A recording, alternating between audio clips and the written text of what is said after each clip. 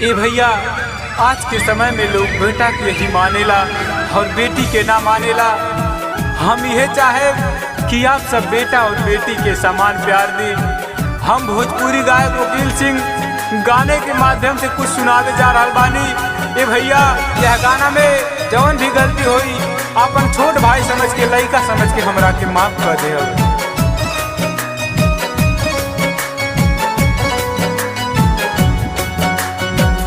जेकरा से बाटे जहनमान हो, जेकरा से चले जहनमान हो, टकाहे कुखवे में मारा जाता जानमान हो।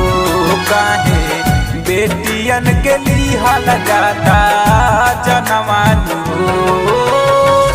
जेकरा से बाटे जहनमान हो, जेकरा से चले जहनमान हो, टकाहे कुखवे में मारा जाता जानमान हो।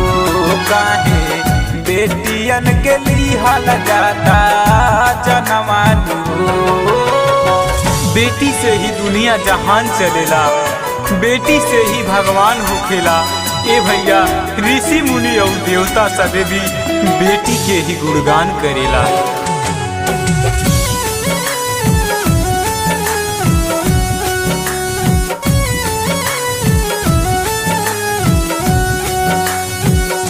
भैला पबेटाई हा सब होला खुश हो, बेटी भैला पमनवा काहे होला दूत हो।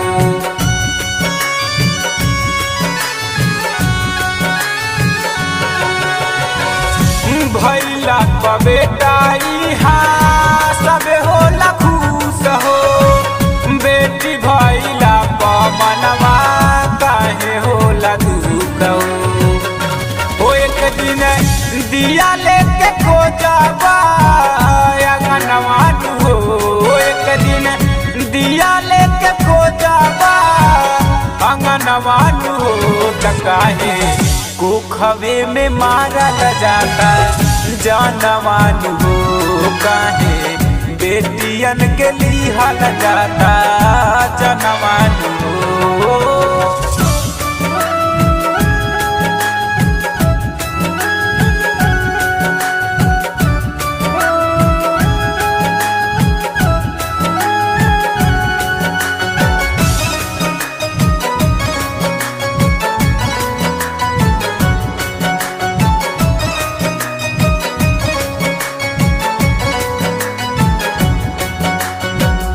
सोनू सचिन अपना दिहले बयान हो, बोला सरकार से राखा से लियो ध्यान हो।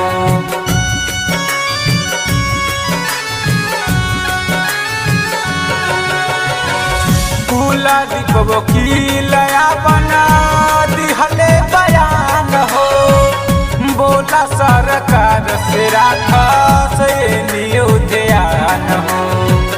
चुप जानी बैठा करा कमवान हो, चुप जानी बैठा करा कमवान हो।